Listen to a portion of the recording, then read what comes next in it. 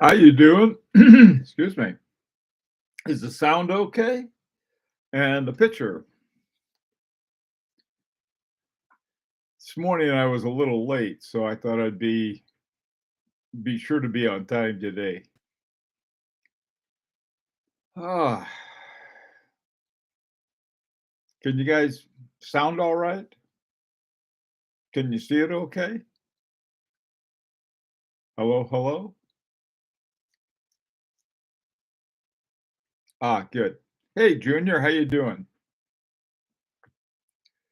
Junior, is can you hear it? Is the sound okay and the video okay? Hey, Lee, how you doing, man? Hi, on. Oh, good. I remember to turn it on. Okay, great.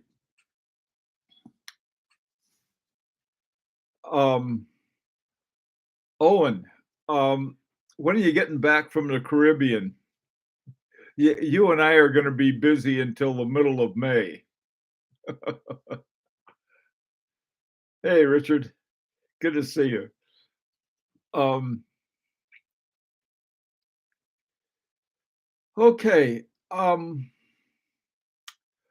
I wanted to talk about today or this afternoon is in a way of continuing what we had started to talk about this morning. Hey, Rancher, how you doing? Hi, Blake.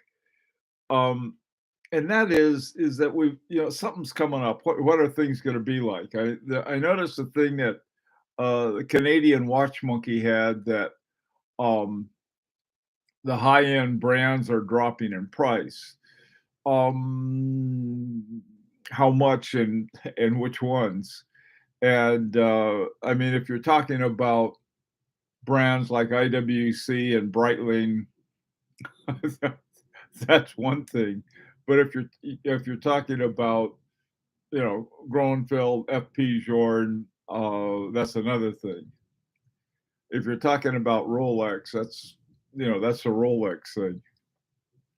Anyway, setting aside a cost, I mean, setting aside price, what I think might be a good idea to look at, hi Crappy, is the sort of what do we need to know to be successful? And by that I mean, um,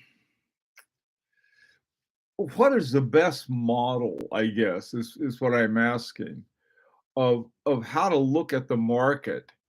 Now, one way we all know how to look at it is is one of, you know, what are they selling for? The price is high or low, and that kind of thing. What else I'm looking at is something very different. You take a person who's a Rolex fanboy, and they're going to concentrate on Rolex, and that's sort of like almost like taking them aside and putting them over here. They're going to be doing that. They're happy doing that, and they get a good watch.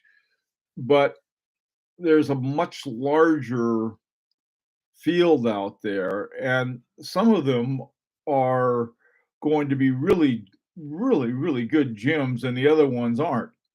And I think that sort of watches that have a following. I use the term herd because a lot of people like it. A typical one would be something with a bezel, some kind of diver style, and you know, pretty much a guy watch. But there are other kinds of things that I think are also important to see how they're doing. Now, I mentioned Groenfeld, Kari Butenland, and FP Jorn. Uh, some other ones like that that are good, at least initially, not because of marketing, not because of there were a lot of people after them, but because of some really excellent horology. This is one of the reasons that I'd always go looking for something by Agenor because they have the excellent horology. And even though it's not in an entire movement and not an entire watch, at least it's in some part that makes the watch more interesting. And the other thing that I think that we could look at, and I'd really like to get your view on this, um, and that is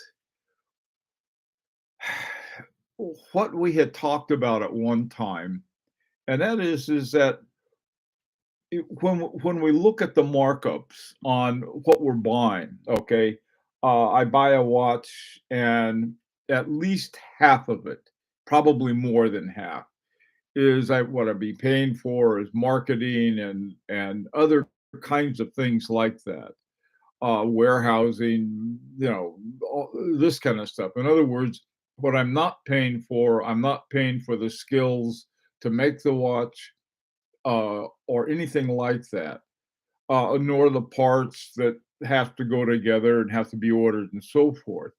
And so, what I and sort of on top of that, whatever profit that the producer needs on top of the manufacturer price to scrape those away, we there are some one way to do that, of course, is to say, all right, well, what do we need?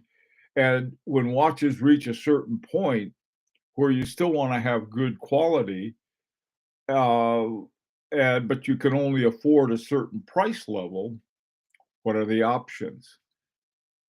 Let me see. Hey, Rich, how you doing? And Zahid, how are you? Dominic, good to see you. Crewman, Mark, hi, Mark. Rancher, let's see. Want to do a Rebel Wilson? What? Something about a Rebel Wilson thing before they zapped it. Hi, Jonathan. Owen, we got two Owens. Hi, Owen Broom. Daniel. Hi, Daniel. So anyway, so this is something though that where the quality of the watchmaking. Now let me start with one that we've been starting to kick around on, and people have actually started doing something with, is that we've had on the Facebook site called Pure Horology, and this is sort of what I call an incubator. For those of you who are familiar with Silicon Valley, of incubator is where sort of a you have a startup, you start getting people together to work up an idea, and that's what is I'm hoping that well, it has been it started there. One project already is off and running, but another one seems to be incubating right now, and that involves the Crenode. Crenode, I think it's 102 or something like that, by I think it's Jean. I think it's what is it? I think it's Jean Francis Maujon, who's one of the world's best watchmakers. So he put that out, and he had some kind of thing that I think if 10 people bought the movement, it'd be about $1,200 a piece. So you're talking about that part plus a case plus a dial plus the hands, and you've got a watch by a world class watchmaker. And so there's this guy, I think from Asia. I'm not positive, but he found a guy there. This is funny. I mean, from his viewpoint, it was funny. It was funny from my viewpoint, not his. But he got all the information about the watch. Found a guy in China who would make a case for them. This would be a bespoke case for that movement, and it was like the guy said, "Oh, it would cost him like $1,000 and something like that." You divide that by 10, you're talking about a case for $100. Now, if you've ever bought a case from some outfit like AliExpress or one of those, $100 for a case is a lot. All right, but if you price them elsewhere, you'll find that they're quite a bargain. So the question is that, well, um, which way to go on that? Is take something by Mojon, in other words, tip top movement, and then go cheap on the rest of it, namely the case and the dial and the hands, or keep go the other route and try to match everything up with also Swiss made, which would involve far more expensive cases and the rest of it. But uh, if 100 people got together and bought that same movement, I think each movement would be $800 or $900 a piece. And the same thing with a case. You could go to a Swiss case maker and with that particular movement and work out a pretty good deal, I think. These are some of the things to consider. Uh, Rancher, Jean Valjean. No, no, not him. Oh, what is it? It's Francois Paul, I think. Something like, no, no, that's F.P. Journe. Jean Francois. Ah, I don't know. It's Mojon. And I'm sorry I forgot the first name. You guys know what the first name is? Um, no, you don't. Oh, let's see. Sure, go ahead. Okay, so what do you guys think of that? I mean, like as an alternative. Now, the another project we started off on, and we probably weren't far off, and this again comes from what I know the best was from the world of publishing, and that is about a 10-to-1 ratio of manufactured cost to list price. And so if you're talking about a $7,000 watch, or you put $7,000 into it, you're talking about a $70,000 watch. Now you want to do a lot less than that, so you're talking about, let's say, you get the movement and so on and so forth. You're able to get the whole thing together for around $2,000. That would be a $20,000 watch. You're not paying you're not paying profit, you're not paying all kinds of other prices or expenses. You're paying exactly what it costs to get the watch out the door and to you. It would cost shipping. There's another thing too. I was talking with the rancher about it earlier today, and that is that there's every I'm sure every town has at least one watchmaker or person who can put a watch together. And essentially, if you build your own watch, if you have the movement, uh, and the case, and the dial, and the hands, you're all set. And so putting these four things together is, even a pretentious watchmaker like myself can do that. Um, so what would be the what would be the purpose of doing that? Simple, having a world-class movement and a decent watch for a lot less. This is post-pandemic I'm talking about, even though that I mean, a lot of people. There's this one guy. Take a look at if you haven't seen Pure Horology as a page. There's this one guy there. I think his name is Yon Yon or something like that, or I forgot what his first name was, but really really on the ball guy. He goes after he gets all of this information and everything. And so he's going to come up with something. He could probably have it together for, let me see, under 1,500. And this is for a watch by a top watchmaker. I mean, is that kind of thing something that people would deign to spend the time? Because believe me, it's very hugely time consuming, especially if you go up a couple notches from that and you're dealing with some of these other ones, but it's not, I mean, it's not impossible. See, and if you don't have that kind of money to blow on things, there are other possibilities you can think of. Buy the parts, go down to your local guy. There's a kid who graduated from Rolex's watchmaking school who works in one of the local jewelry stores, and I could say, "Hey, put this together. I'll give you $100 a piece for each one you do." He would probably figure, "Ah, good, this guy just fell off the turnip truck. We only get about $10 a piece for these things." But so I mean, there's not something that couldn't be done with, you know, for if we're collectors and we want to get a good watch, what other options would we have? Wait until, somebody until we get a watch that nobody else wants. That's what I do. Or find ones that are really good watches that have been overlooked. The Hot 100. So, well, take a look at that. So, what would you think of this as a post-pandemic? Because Canadian Watch Monthly said that, well, the prices are coming down. They may be too. It would be great. But what we had before was that we had brands.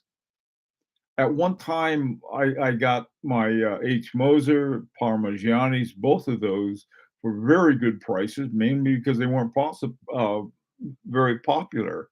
And then I got my Roger Dubuis and Daniel Roth, and we got those at good prices. But boy, they've shot up along with everything else. And said, well, this is something. And also, too, here's the other good part. If it takes this much, I mean, to do that takes time, and that's a good thing because that means we're not spending money on other watches. We're trying to get this one together. It is a matter of who's gonna bell the cat, but other than that, this like I said, take a look at this guy on Pure Horology.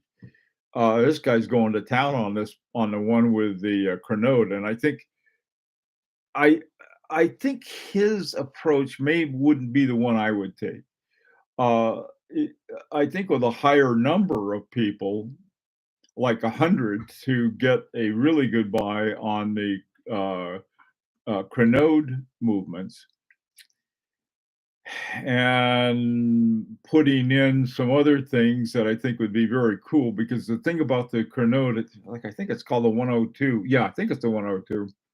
It's a most generic movement I think you could ask for. It's three hands. I think it's like hour and minute center hands, and then a 6 o'clock subdial. Is that right? Does anybody um, know that right off the bat? If that's the case on that particular movement, anybody?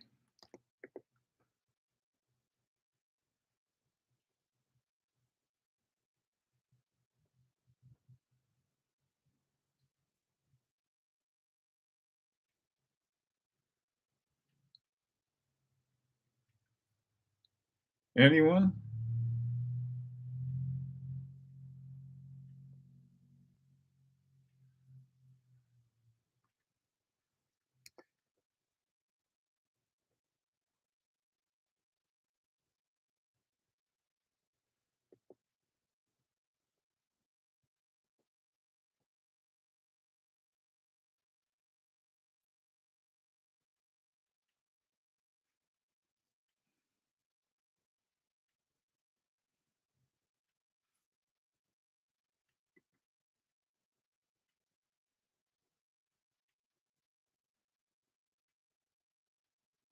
Here we go.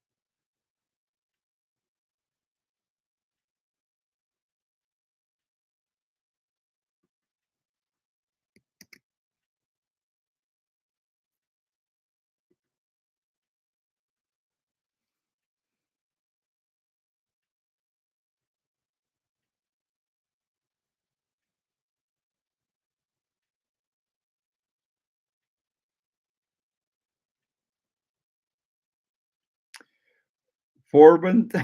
That's the worst pun. Okay, since everybody right now has 2 broken arms and broken legs and don't know how to use the internet, let me give you the URL on it, okay? Take a look at that.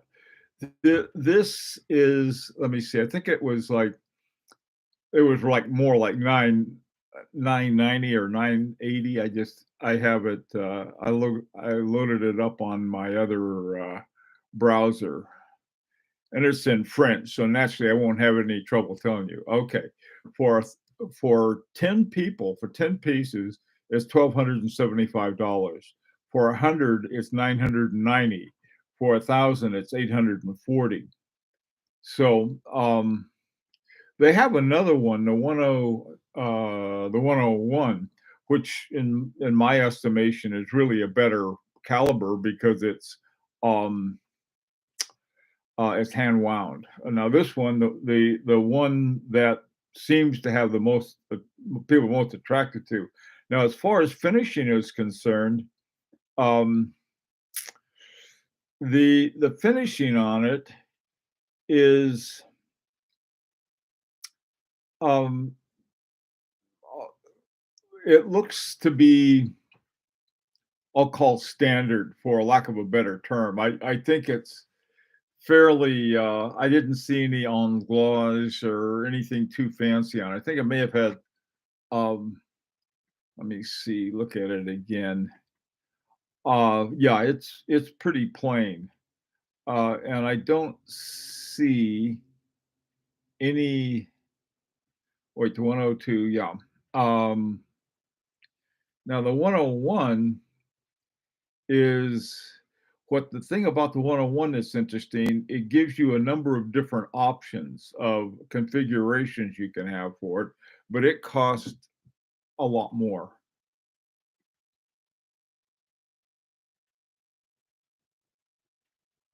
Yeah. Um, okay. So now, as an option, now let me ask you this: is that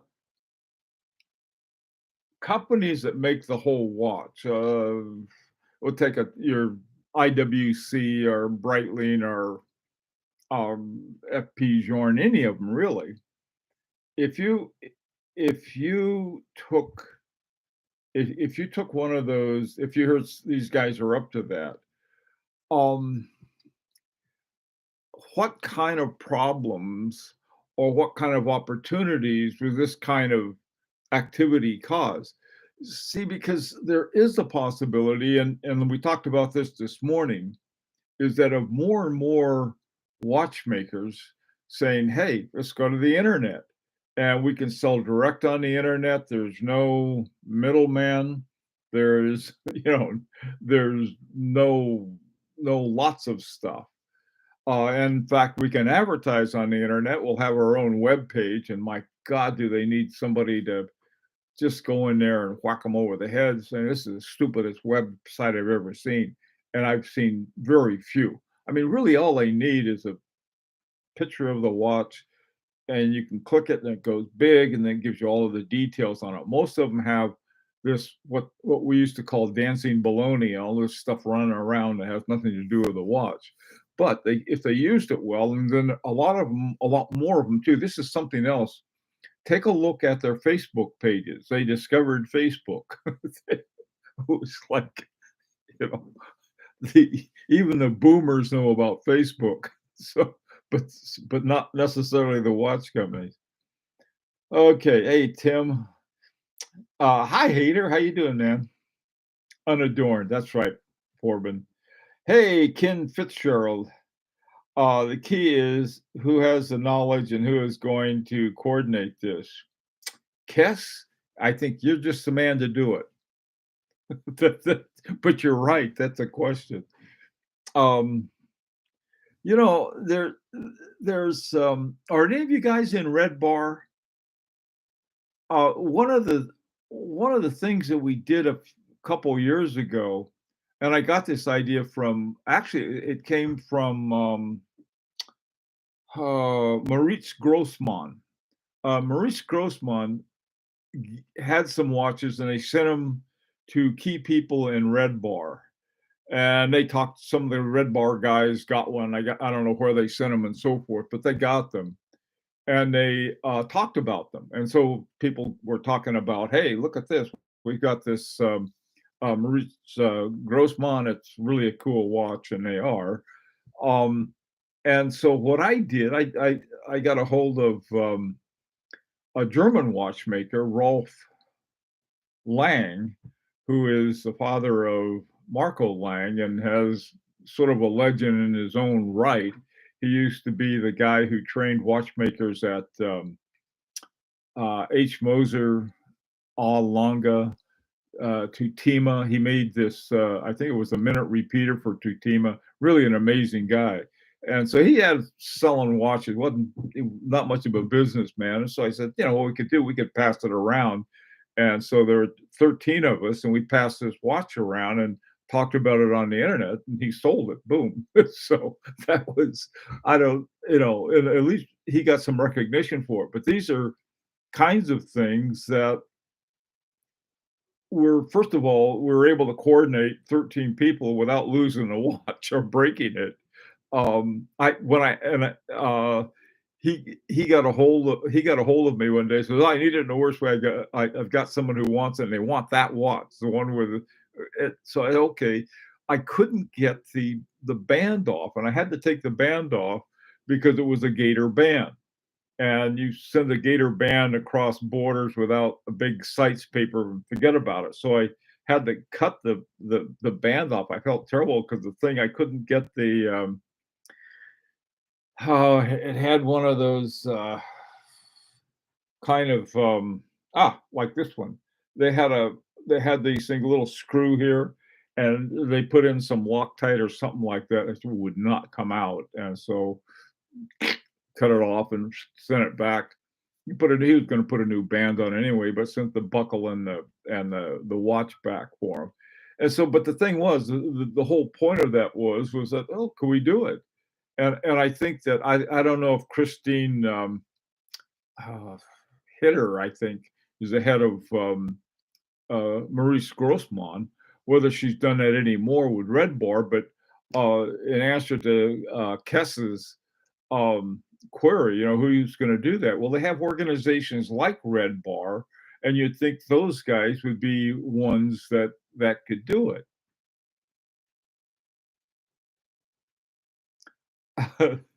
Coordinator gets a free watch. That's what the travel companies do. Now, there's an idea. um, hey, Hater's ready to coordinate. He's got some experience in this. Jean-Francois Mojan. Thank you, Richard. That's exactly right. Okay, so I mean, these kinds of ideas don't grow out of,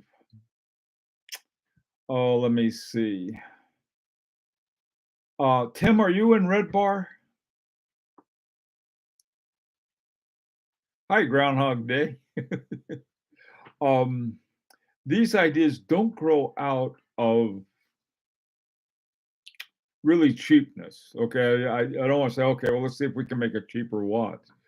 But rather, how can we make a really good watch for a lot less? And that's sort of that mindset, I think, works a lot better than trying to get one good part and then go cheap on everything else.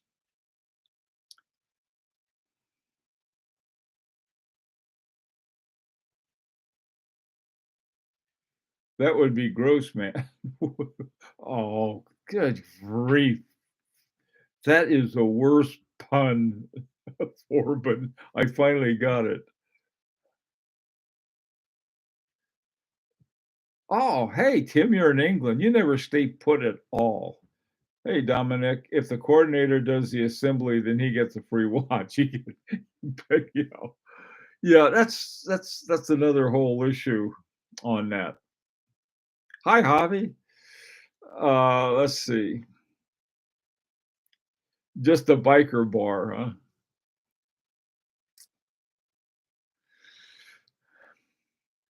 Well, listen, guys, these are some things. Let me urge you to do this. Take a look at Pure Horology. The it's a Facebook page, and like I said, it's used as an incubator where a lot of these ideas can get kicked around. And one person has really taken lead on that. There's another option too that I've got to run now, but before I do, I wanted to bring this up. The other option is to simply get 10 guys together to order the the movements and have the movements sent to these 10 different people.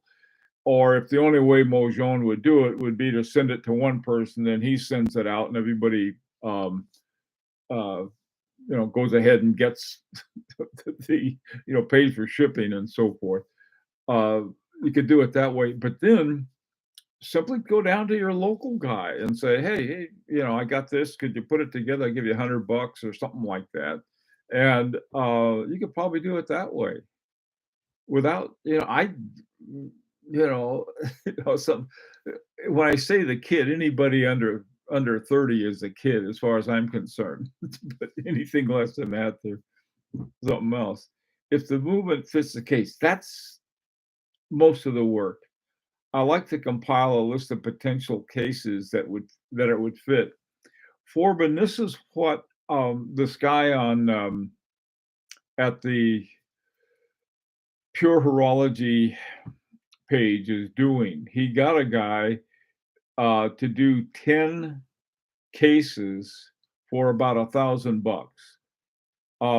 And so each one would cost $100 for a bespoke case. That is nothing. There's a German company that I've worked with and I really like called Eichler or Ickler, something like that. And I've gotten they're very good too. I worked with another one called Wutenlanen and Kalen, which is an excellent Swiss one. Are they expensive? Absolutely.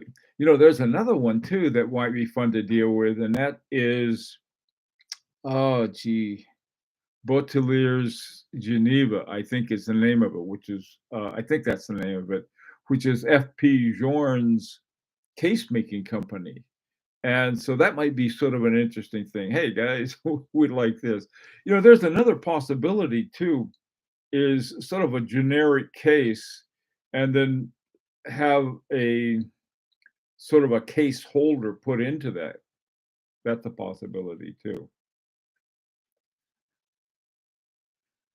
Yeah, right. Okay, well, anyway, these are some ideas.